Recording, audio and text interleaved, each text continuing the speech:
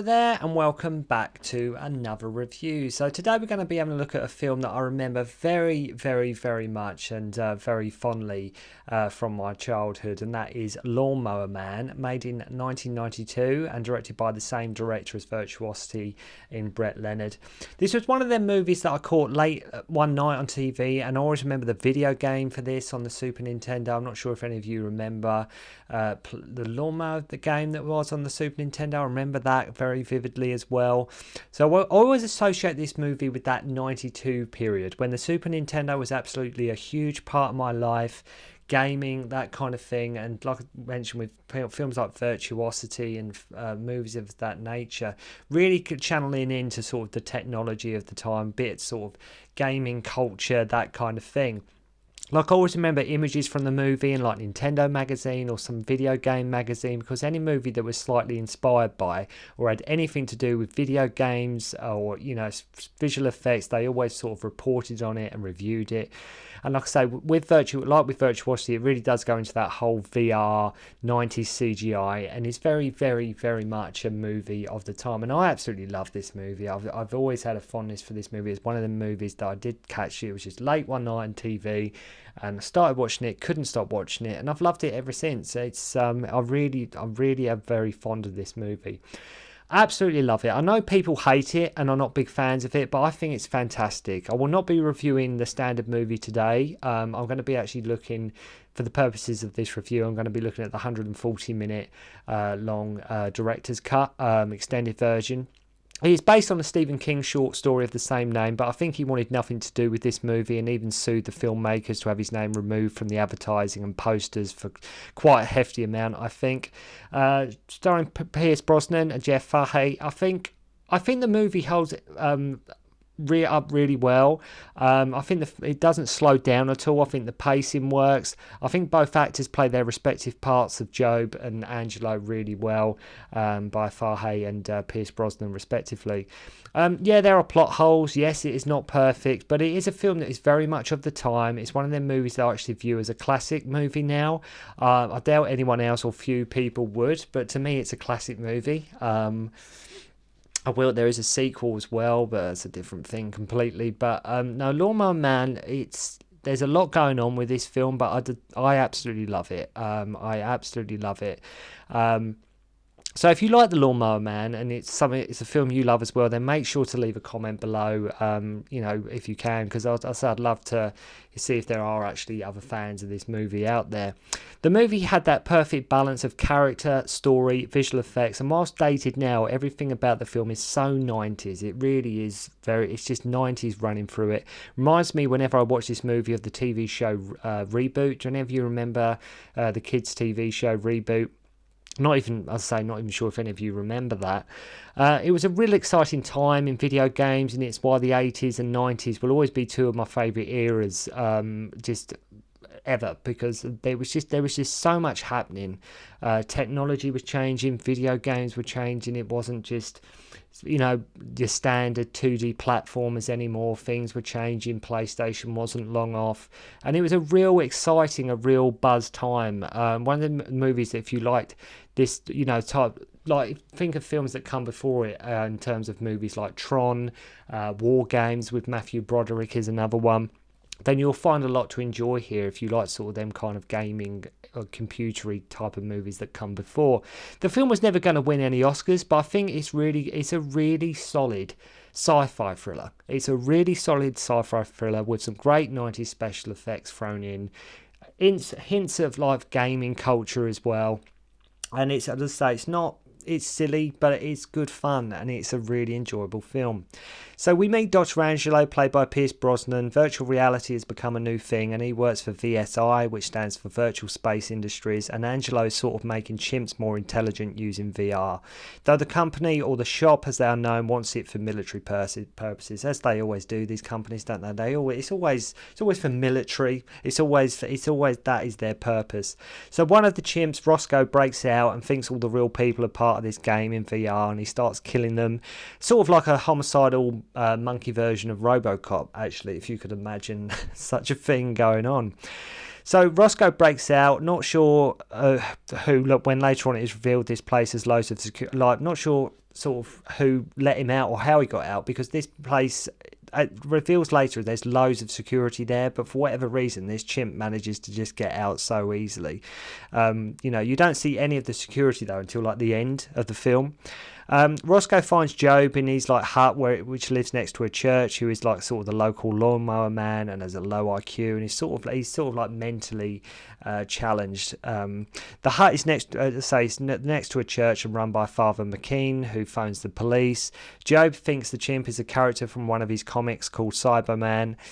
Angelo wants them to come out peacefully, and the chimp gets shot to pieces. So Father McKean, he's a bit of a sadist. It's a bit uncomfortable, some of the scenes between him and Job. He likes to whip and punish him, which is quite distressing to watch. It's a bit off. So the film, it was a movie I saw late at night in the 90's, and God knows how many times I've seen it since. It's like Blair Witch Project. Like, I still think that's an amazing film. And I've watched it countless amount of times, and it's the same here. I've lost track of the amount of times I've seen The Lawnmower Man. It's just, and every time I watch it, there's something new. There's something I enjoy about it, and especially the longer cut, where it clocks in around 140 minutes. But I'd say I'm probably gushing over it a bit too much. But I think it's an awesome film. Angelo's busy showing us his chest hair. Pierce Brosnan does that a lot in this movie. He does a lot of just sitting around drinking and talking, drinking heavy, sitting around in his next to nothing in his dressing gown or something, leaving these like monologues for his work that he's doing. So he's super annoyed about what's happened with the chimp getting taken out. We have Terry McKean, who's like Joe's boss and local landscaper, and he's sort of the brother of the father character, Father McKean. Not sure how these two are both, like, when they're meant to be brothers, these two are both different people. You would think they completely are totally different upbringing. It's never explained how Job came into their life either. It's not explained how he come into like Father McKean looking after him or anything like that. Angelo goes on hiatus as the shopper annoying him. Look out for Hank from Breaking Bad here. Dean Norris as the main boss man, the director of VSI, doing a very, very, very convincing British accent, I must say. Because at the time, obviously Breaking Bad hadn't happened, but at the time I thought this guy was British. I didn't know who Dean Norris was at the time, but very convincing accent, I must say. Even now, I just watched it again, I thought that's damn convincing. Job is he's like sort of always taken advantage of and being bullied by the local hothead Jake, who works at the gas store, and only really Terry, his landscaper friend who he sort of works for, really is the only one who sort of looks out for him, or the only one he can sort of depend on. Angelo's wife is annoyed as he doesn't spend enough time with her. Funny, you see with his wife, you see her at the start, and even though she's meant to be like there in the house the whole time, you don't see her at all till like the last third of the movie. Like, she's there for when she needs to be, and then Angelo's wife just all but disappears. Like, she just goes AWOL at various points. She just comes and goes as she pleases. Job is friends with Peter, who's a young boy and Angelo's neighbour, and like Peter's dad is a drunk and he's super abusive. Angelo does some more drinking and smoking, but it sounds like I'm really selling the film to you, don't I? I just want to see Pierce Brosnan just sit around drinking and smoking. There's more going on to the film though, trust me. Kind of weird. Peter's mum is like, she goes to Angelo, you can borrow Peter whenever you want, and it's like, which is very disturbing when taken out of context, because he sort of comes over to Angelo's house to play some games and stuff, but she's like, you can borrow him anytime, and it's like, okay.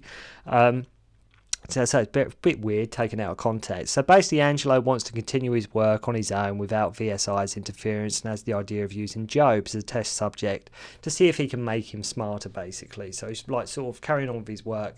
He's going to see if he can, Job is somebody he might be able to help with this new technology that he's doing, and that's what he plans to do.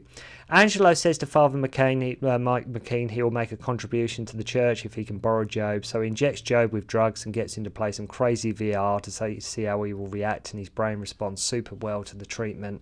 Angelo leaves lots of these recorded monologues a lot of the time, and Pierce really, I think he's acting quite well here, to be honest, which for some I find them entertaining. Don't Don't ask me why, but when he's leaving these like monologues about his work and what he's doing and the hurdles he's facing, I just find them entertaining. I have no idea why that is, but Pierce Brosnan's really selling it, really selling it. Job can't beat Peter at this VR game, which definitely reminds me of Reboot. If you watch it, if any of you do remember the TV show Reboot, you'll see what I mean with sort of where technology was at that point in that year. But then he can beat him. Job starts to go through a transformation, standing up to Father McKean because of the drugs and the technology using to help him. He starts to change. He stands up to Father McKean when he goes to whip him again. Angelo wants access to the main lab and wants Tim's one of the higher-ups to not let the shop know about it, because there's only so much Angelo can do at home with the resources that he's got. He doesn't want the shop to know about it so they can go public when they want, not when the shop want to, basically. The shop basically are just the higher-ups, the people in suits. So this rich widow, Miss Burke, starts getting the hots for Job. Jake gets all jealous and Job gives him the death stare. All the while Job is getting smarter. Angelo takes Job to VSI and they wear these suits, so when in VR they can embrace it more. Is it targets their nervous system? That's the whole point of the suit, so they can actually feel it, they can actually feel the surroundings and things like that, allowing them to feel. Job gets laid by Miss Burke and starts learning about mathematics, philosophy, the history of civilization, and goes through everything and he can just absorb information really quickly at this point. He can process information really quickly and understand it. And this is when the change really happens, as he learns so much so quick. Also, he starts to hear people's thoughts as well. And I love how he just sees Angelo's wife outside just sitting there. Again, he comes over, she's outside just sitting there. And like I mentioned, you forget she's even there. You think she's run off, she's left him or anything like that. But Angelo's wife is actually there the whole time. She's just letting this carry on, because it's very much just Pierce Brosnan and Jeff Fahey in the movie. But his wife is she's there, but only when she needs to be, only when because I don't know what she's doing the whole time while he's in the basement with Job and doing all this. So I say you forget she's there. I thought she'd left him. So Angelo tells Timms about the progress, and the shop get Timms to put the Project 5 in the drugs and Angelo is using, which is the drugs that made Roscoe go berserk, the monkey. Angelo is still trying to iron out the problems, as Job is sometimes having seizures as well. So to cut a long story short, Job, when in VR, says he saw God and develops telekinesis powers too. He's just getting too powerful up here, and he's getting all these unwanted powers, and he's got telekinesis. He can hear people's thoughts.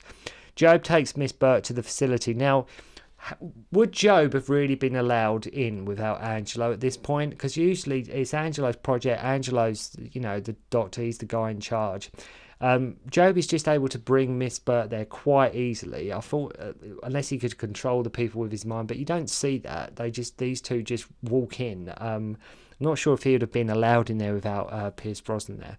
And unless he used his powers to bypass security or something along them lines. So they go to the VR machines and it is way too much for her, and she becomes like a giggling wreck, and now Job is controlling the lawnmower with his mind. Though for some reason nobody else sees it. He's controlling this lawnmower with his mind in broad daylight, and nobody else is batting an eyelid that this thing is just moving on its own. So yeah. So Job shows Angelo his powers and tries to get into his head and wants to tap into other areas of the brain. As she says, all he says is all we've been doing is sort of reawakening the most ancient parts, and he wants to get into new areas of the brain. Back to of course some of the shirtless Pierce Brosnan as he leaves the recordings. Timms gets Angelo to present his work to the shop, and he is fuming and learns about the Project 5 being involved. They put drugs back in without Angelo even knowing or his blessing. Job starts injecting himself with the drugs, not knowing what they are, wanting to get better and better, but of course, not realising what's actually in them, and that Timms has switched them for the Project 5. The company now wants to take in Angelo and Job. Angelo knocks out Timms and goes to live. They're at a hotel at this point. He goes to leave his hotel. And I have to love how Dean Norris and even one of his agents, I'll say they're British. It's almost like the Empire in Star Wars. It's like the evil villain, the baddies are always the British guys. Angelo takes one of the guy's car's keys, and Tim's told to cancel Angelo's access to VSI. So whilst all this is going going on. Job goes to see Father McKean and like burns him alive with his mind, and then goes to see Jake and ties him up with some like petrol nozzles and gives him like he does this like death stare a lot. He does this stare, which it just makes people and it just turns Jake's brain to mush. Basically, it just makes his brain just go kaput. So Peter's dad is still slapping him about. Why him and his mum don't just leave him, I have no idea. Job sends her and Peter to sleep, and then this lawnmower comes into their house and chases after him, after Peter's dad, and like kills him. And I love how, to help Peter and his mum out, he just wrecks and destroys their house with this giant lawnmower. I mean, it's not the most subtle way to do things. Like, I'll help you out, Peter, I'll take care of your dad and everything, but I'm going to trash your house in the process because I control this lawnmower with my mind. So Angelo meets the lieutenant, who is Roger Predactor. If you remember, I can't remember the guy's name, from Ace Ventura: Pet Detective, about these murders, but Job has got in their head too and makes them say it was just accidents. So finally, Angelo's wife, who again appears out of nowhere, just randomly appears out of nowhere, is being controlled by Job now. He ties Angelo up and says he wants to become pure energy, and his birth cry will be the sound of every phone ringing at the same time. Job makes Angelo's wife get a gun and take on the VSI agents who have come to take them in, but she gets machine gunned down. She really should have left him. I think that, he didn't take her into town. He didn't do the things she wanted to do. If she'd have just left him, which I thought she had done, then this could have been avoided, but she really should have got out of there. So Joe's big, great floaty head appears in the garden as well and can now sort of make people like dissolve into matter and particles.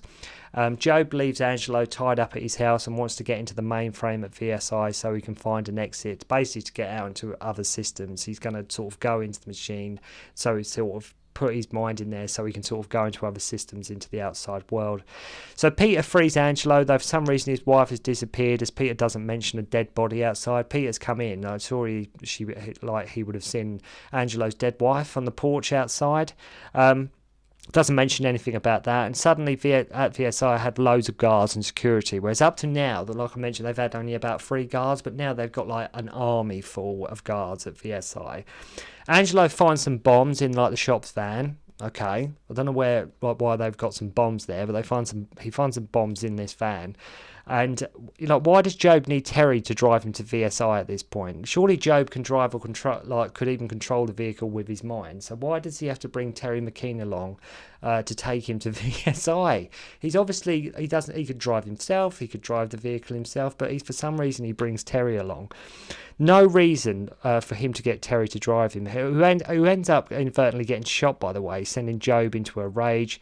So he puts himself into the mainframe. Angelo plants the bombs, and I love how Peter and his mum drop Angelo off, and they park round the corner, and she just randomly falls asleep. With everything that's going on, her and Peter just drive around the corner, and she just randomly falls asleep. After all that chaos and everything that's going on, her husband's been murdered by a giant lawnmower, and she just falls asleep quite happily. And Peter basically runs back in. And I always remember seeing screenshots of this sort of ending and CGI from this part of the movie, and it made me so curious about it, like with the face, Jeff Fahey's face and everything. And it was just one of the films I thought, I've got to check that out. I have no idea what that is. It looks like no other film I've seen. I must check this out. So when his mum wakes up, Peter's mum runs back, even though she has a car. So she's fallen asleep, then she runs back into VSI, even though she's got a car that she was just in. So the place blows up. Joe finds access at the last minute to get out. Angelo says he has taken his work underground. The movie ends with every phone ringing like Job said it would, and that would be his birth cries, because he's got out into the real world and he's in like sort of the network and computers and things like that. And Angelo now has like an instant family with Peter and his mum. I mean, did they even have a funeral for Angelo's wife? I don't know. It seems to have moved on quite quick. But an amazing film, really cool film. Crashed through the plot there, but it's one worth checking out. Very much of the time. Reeks of 90s visual effects, and it's got that whole, it's very akin to sort of gaming culture and where technology was at the time. Can't praise it enough. Not a perfect movie, but I absolutely love it, and it's a great sort of techie sort of sci-fi thriller, which is really worth checking out. So thank you very much indeed for watching. Hope you enjoyed the review, and I'll see you again soon. Don't concentrate on the finger, or you will miss all that heavenly glory.